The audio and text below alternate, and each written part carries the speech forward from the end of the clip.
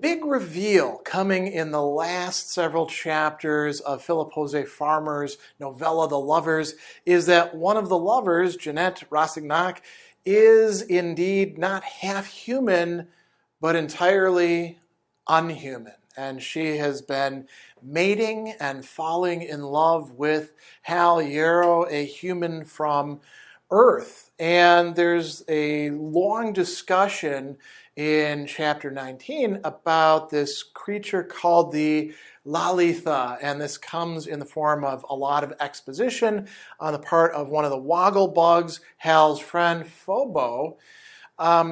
It's also within a, you could call it, legalistic framework where Hal is getting in trouble with his own people.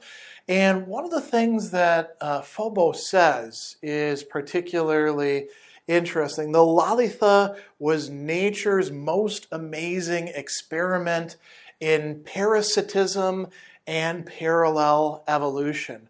What we found is that, at least in this narrative universe, on Ozigen and on Earth, there have been parallel evolutions taking place, and there are parasitical creatures, not necessarily parasitical in the sense of like living off the flesh of others, but using them in certain ways. And the Lalitha is something like this. So this is a very important turning point that we'll talk about for a few minutes.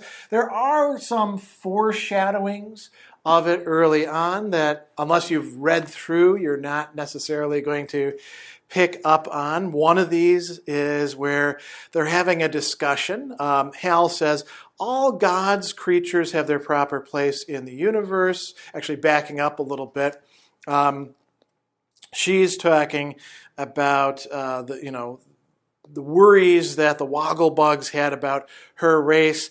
They thought there might be some males of my race left in the jungle. I might give them children. They're terribly frightened of my race becoming numerous and strong again and making war on them. Hal says, they are strange beings, but we cannot expect to understand those who do not know the reality of the Forerunner. He's saying, listen, unless they know, our philosophy, our metaphysics coming from this great revealer, they're not really completely human.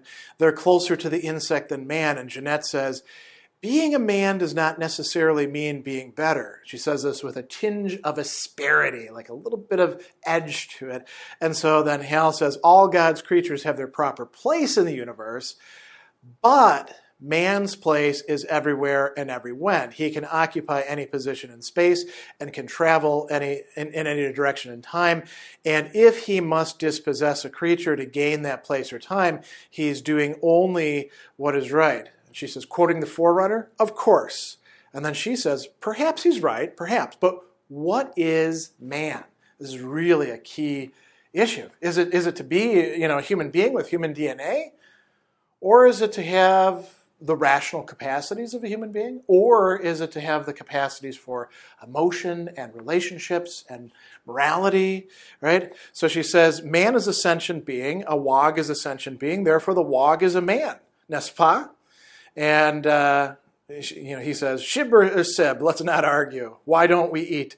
She says, I wasn't arguing. And so that's a very important prefiguration, right? Because she is not man. She is something different. A little bit later, he says, you have amazing imitative powers. I've watched you copying my movements, heard you mimic my speech.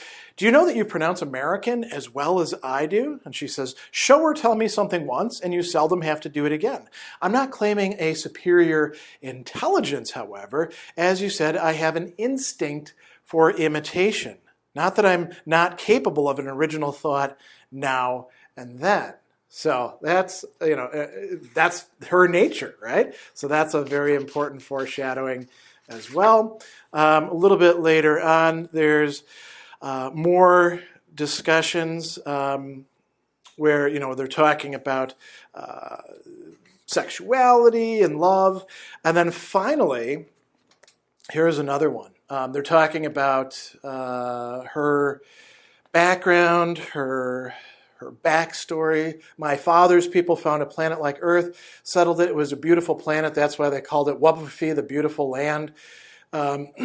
So and then they came to Oz again, crashed. He says, is the wreck still around? Fee, meaning C, right?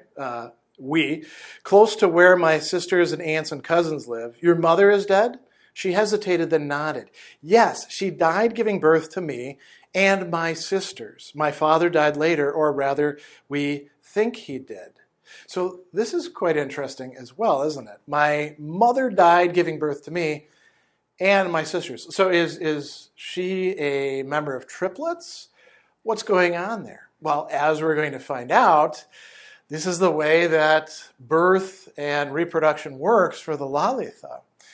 There's a big reveal, as we talked about, and it turns out that everybody, or not exactly everybody, but at least everybody who matters in the scene, already knew that Hal was having sex and falling in love with and essentially being married to a completely non-human species, which had, however, evolved in relation to humans, in the humans on the planet, to be connected with them. Everybody knew, including the woggle bugs, everybody knew, including, of course, Jeanette herself, and the, you could call them security forces and managerial functions of the hijack Confederacy people. Now, Fobo engages in some lengthy exposition, not all of which we're going to discuss here. We're just going to hit on some of the key points, but there's a long passage, particularly in chapter 19, where he's telling us about this species of chordata pseudo-arthropoda and how things actually work with them. So what do we have going on here? We have a species that has adapted itself. Like he says, the Lalitha are the highest example of mimetic parasitism known. They're unique among sentient beings, unique in that all are female. And he says, I gave you this book and you didn't read it. This is another bit of the foreshadowing I should have mentioned. The book that he's referencing is one where Jeanette starts reading a bit of it and then says, oh, this is boring. Let's move on to something else instead. So he says, fossil evidence shows that about the time that Ozagenian man was still an insectivorous, marmoset-like creature, he had in his family group not only his own females, but the females of another phylum. These animals looked and probably stank enough like the females of pre-Homo marmoset to be able to live and mate with him. They seem mammalian, but dissection would have indicated their pseudo-arthropodal ancestry. So they're not bugs, they're not insects, they're not mammals either. They're something else that's kind of closer to the woggle bug and other things. So he says, as man metamorphosed into higher forms, so the Lalitha kept pace with him, all female, depending on the male of another phylum for the continuance of their species. And it goes on, there's a whole bunch of things about tribal lore, how they gained mastery over their lovers, belonging to a secret society. We're interested more here in how things actually work. So he says, you won't understand what has happened, Hal, unless you comprehend the Lalitha's unique method of reproduction. 3 things the Lalitha needs to reproduce. One thing must precede the other 2. The primary event is to be infected at the age of puberty by another adult Lalitha. This is needed to transmit genes. So the Lalitha circulate their genes among themselves. They don't receive any genes from the human male, but they use the human male as a means. And he says an adult Lalitha has 3 so-called banks of genes. 2 are duplicates of each other's chromosomal stuff. The third I will explain in a moment. A Lalitha's uterus contains ova, the genes of which are duplicated in the bodies of microscopic wrigglers formed in the giant salivary glands in a Lalitha's mouth. They pass these genes, and then after that, they build up antibodies against reception of these from a second Lalitha. Meanwhile, the first wrigglers she's exposed to have made their way through the bloodstream. Until they arrive at the uterus of the host. There, the salivary ovum unites with the uterine ovum. So sort of like, sperm and egg in that case, right? And so these are how the chromosomes are being passed on. But, he says, all except for fertilization is suspended, all genetic data needed to produce a new Lalitha is provided, all except for the genes for the specific features of the face of the baby. This data will be given by the male human lover of the Lalitha, not, however, until the conjunction of 2 more events. The two must occur simultaneously. One is excitation by orgasm. The other is stimulation of the photokinetic nerves. So what happens, he goes on to explain, listen, only the Lalitha have these photokinetic nerves that go all the way from the brain and the eyes down to the uterus. When the Lalitha is having sex with the male lover, she in effect takes a picture of him. Her pupils go to pinpoints. His face occupies the entire of her visual scene. There must be light, and the resulting child is going to look, well, children, a brood, is going to look like him. And he goes on and says, the Lalitha, no matter how human she looks, cannot escape her arthropod heritage. The nymphs that develop from the larvae can easily pass for babies, but it would pain you to see the larvae themselves. It is a sad thing that the Lalitha mother must die. Hundreds of millions of years ago, when a primitive pseudo-arthropod was ready to hatch the eggs in her womb, a hormone was released in her body. It calcified the skin and turns her into a womb tomb. She becomes a shell. The larvae eat her bones and organs. The bones have been decalcified, and then they rest and they come out and break out through the navel, which does not calcify. So she says the navel is both functional and mimetic. Since the larvae are not connected to the mother by an umbilical cord, they would have no navel, but they grow a crescent that resembles one. They also have breasts, which have two functions. They're sexual and reproductive. They never produce milk, but they are glands, and they act as powerful pumps of the hormone which carries out the hardening of the skin. And so Hal is actually curious, and he says, well, why do they need to reproduce the characteristics of the father's face? And Phobos says, I don't know. Perhaps the pre-human Lalitha did not utilize these nerves. Maybe those are an evolutionary adaptation of an existing structure that had a different function or a vestigial function. But this does seem to be, what the case is. And so he's explaining how this takes place. Alcohol, by the way, turns out to have been the thing that suppresses reproduction. And Hal, by trying to nurse his seemingly alcoholic wife and lover, Jeanette, by using a substitute, inadvertently brought about the conditions for her to become not pregnant as such, but rather to reach that point in the reproductive cycle where the already fertilized ovum could be imprinted with his face and become babies. And then she becomes sick, essentially calcifying, and that is the end of it. Now, there are different reactions to what is going on.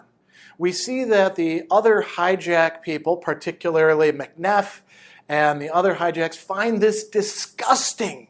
They are in horror and rage that according to them, Hal would defile his humanity by, as he's going to say, lying with an insect, right? So that is something that is completely forbidden. Now, of course, it's a pretty repressive society. Here he goes. You who have passed the Elohimeter and supposed to be so pure, you've lusted after and lain with an insect, a thing that is even lower than a beast of the field, right? So this is a particularly gross kind of bestiality. It's not even like bestiality like having sex with sheep. It's having sex with a fly or a crustacean or something like that. He says, Moses did not even think of that when he forbade union between man and beast, what even the forerunner could not have guessed when he reaffirmed the law and set the utmost penalty for it. You have done, you, Hal Yarrow. And that's pretty much the consistent thing. He's going to be taken back to Earth and punished. Phobo and the Wogglebugs have a very different attitude towards things. They call themselves the most realist of the realists, right? And they express, goodwill and helpfulness. They understand what Jeanette is going through. They take the, womb tomb of Jeanette and the baby's off. And Phobo is even going to do something beyond just explaining things. He's going to speak for Jeanette at the end. What is Hal's attitude? This is very interesting. He is a lover. He feels grief for the loss of Jeanette, for her death. He also, expresses, Phobo is going to console him and say, listen, you got babies to raise. You'll find other women like this because Jeanette had a bunch of sisters and aunts, so, you can copulate with them and they'll console you. That'll be nice for you. And he's saying, maybe someday, but right now I'm going to grieve. He also expresses love. And this is where we get to one of the really interesting aspects. So, Phobo tells him, I'm sorry. I'm just trying to make you see why Jeanette felt she couldn't tell you what she truly was. She must have loved you, Hal. She possessed the three factors that make love: a genuine passion, a deep affection, and the feeling of being one flesh with you, male and female, so inseparable it would be hard to tell where one began and the other ended. I know that she did, believe me, for we empathists can put ourselves into somebody else's nervous system and think and feel as they do. Before we go on, I want to hit back on those three features, right? Genuine passion, deep affection, and a feeling of being one flesh with the other. This is possible in this story, not just between human beings or beings of other species like wogglebugs, but across species. Jeanette so loves Hal that she exhibits these things towards him, and that is why she doesn't reveal what she is. He goes on and says, Jeanette must have had a bitter leaven in her love, the belief that if you knew she was of an utterly alien branch of the animal kingdom, separated by millions of years of evolution, barred by her ancestry and anatomy of the true completion of marriage children, you would turn from her with horror. The belief must have shot with darkness even her brighter moments. And then Hal says, no, I would have loved her anyway. It might have been a shock, but I'd have gotten over it. Why, she was human. She was more human than any woman that I've known, which goes back to the prefiguring where Jeanette and Hal are having this discussion. Well, who is indeed human? And this is one of the key themes. So we come back sort of full circle talking about this other species that is developed in terms of parasitism, parallel evolution, mimesis.